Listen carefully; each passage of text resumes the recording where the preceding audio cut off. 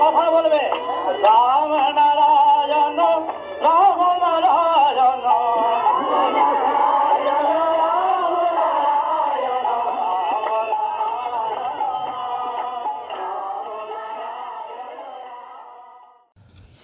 রাম ও নারায়ণ রাম।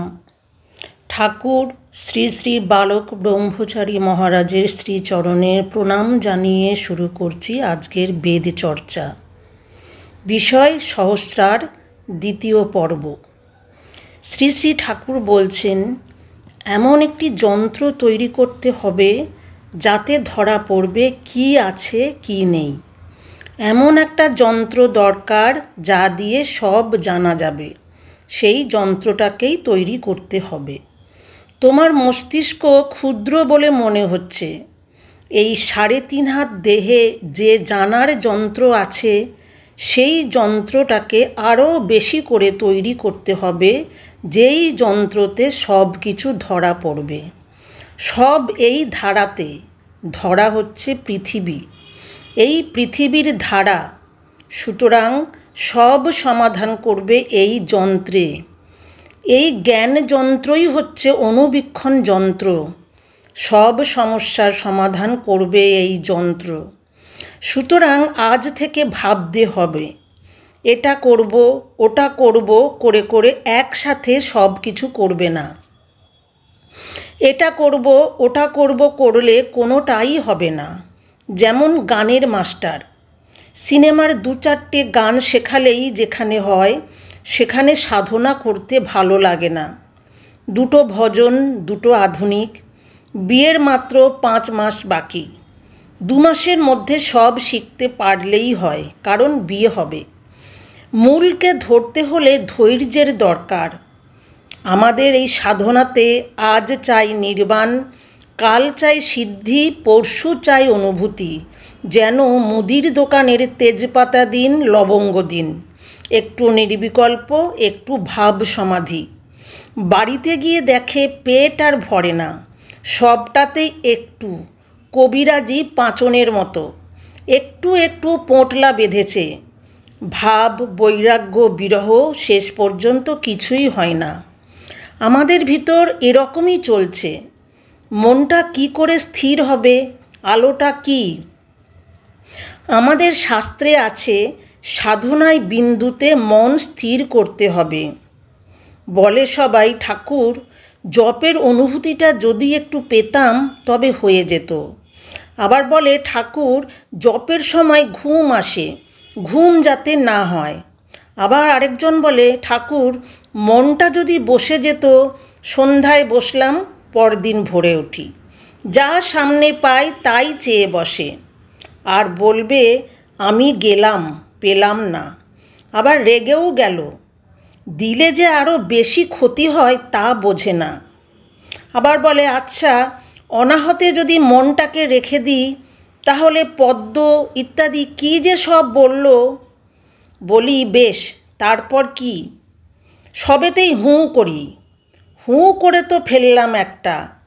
তাকে যদি বলি ও সব কিছু থাকে না, তাহলে দেবে দৌড়।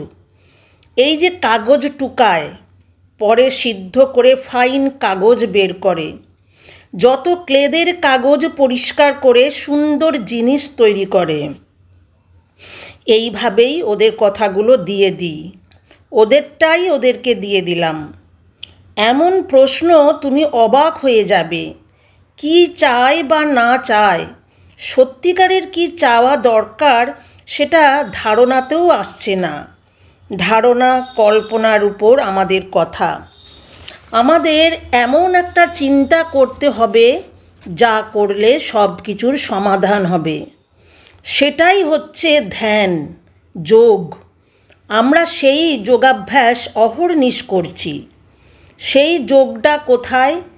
সমস্ত গ্রহ, উপগ্রহ, নক্ষত্র যেই শূন্যের উপর রয়েছে এবং সেই শূন্য থেকে যে আত্মীয়তা মেনটেন করছে, সেই শূন্য থেকে যোগাযোগ রক্ষা করছে।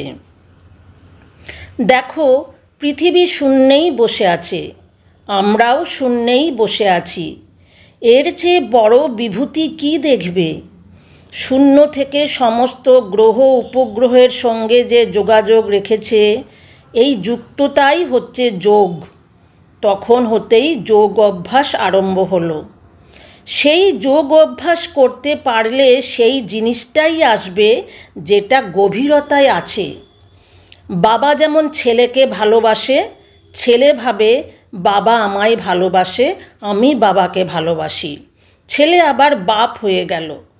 দুনিয়া ভর সবাই বাবা হয়ে বসে আছে, প্রত্যেকেই বাবার পোস্ট নিয়ে বসে আছে। যে আত্মীয়তা বা যে গতিতে জগৎটা বাঁধা আছে সেটাই দেখতে হবে। সাধনাটা কী রকম?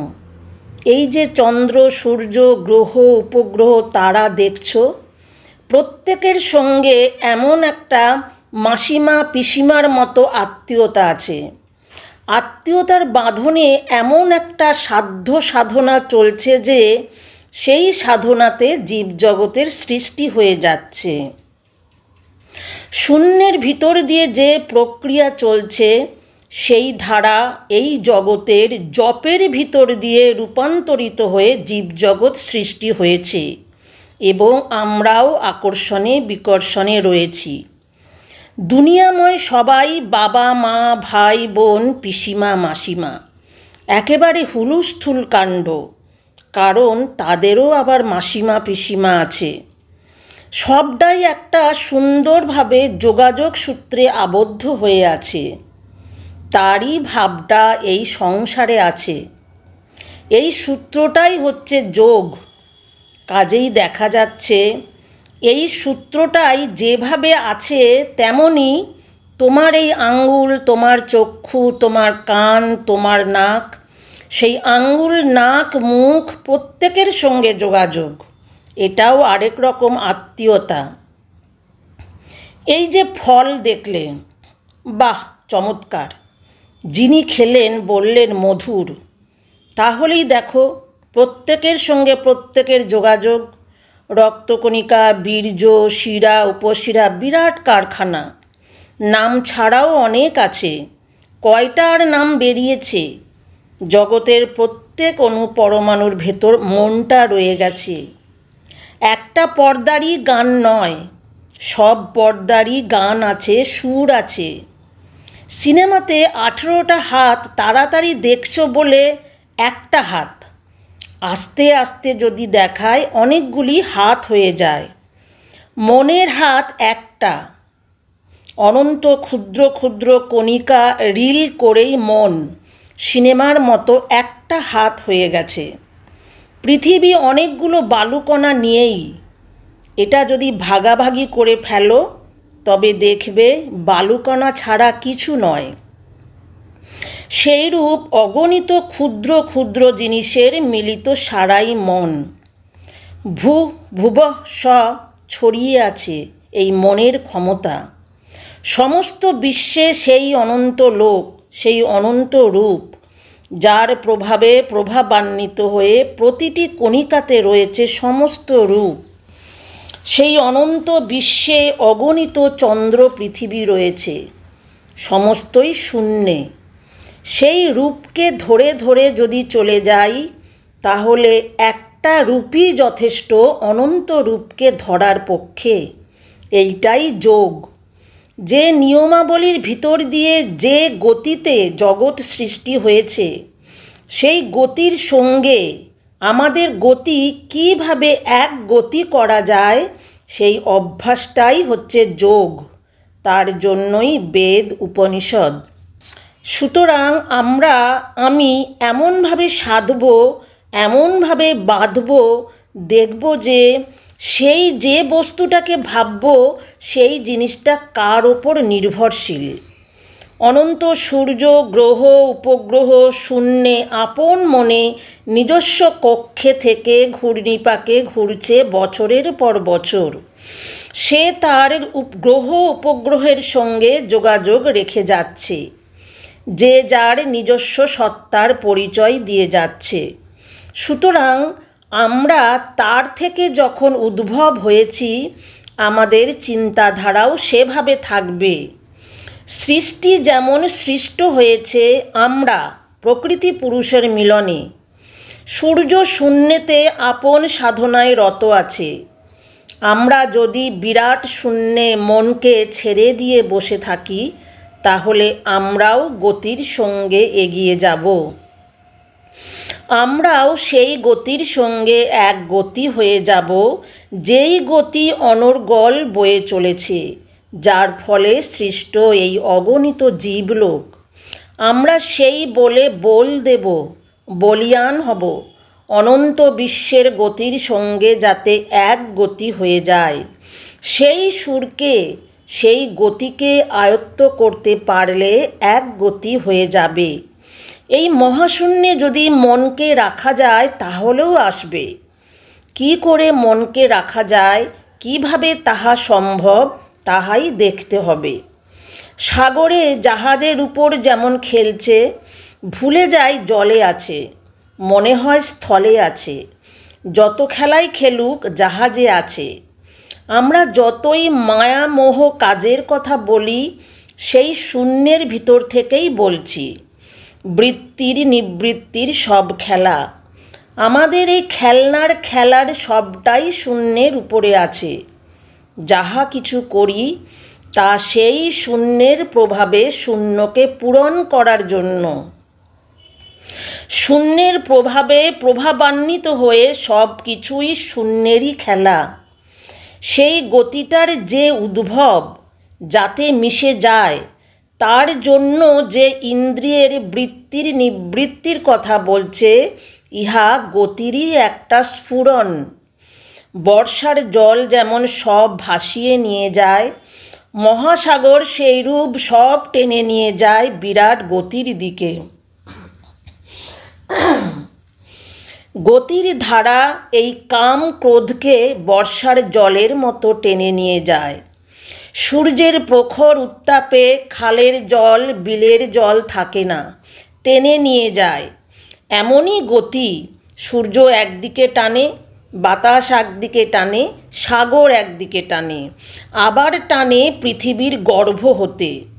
যখন বুঝব এসব এক টানেরই টান, এইটা সবটার ভিতর এক টানেরই খেলা, বহুমুখীর খেলা, একমুখীরই খেলা, কেবল প্রকাশ ভিন্ন ভিন্ন, একেরই কথা, একেরই বুদ্ধি। যখন এক বুদ্ধি হবে, তখনই হবে যোগ। সূর্যের উত্তাপ যেমন জল টেনে নিয়ে যায় কুয়াশার বিন্দুর মতো, তেমনি আমাদের মন কণিকার মতো শূন্যের সঙ্গে একাত্ম হতে চায়। এমন একটা দিন আসবে, মিলবার আগ্রহে যখন মিলতে চাইবে, সমস্ত কণিকাগুলো মিলবার জন্য এক গতি হয়ে যাবে। বর্ষায় খাল বিল ডুবতে লাগলো, বাড়ির উপর জল উঠতে লাগলো, ক্ষেত ডুবে গেল।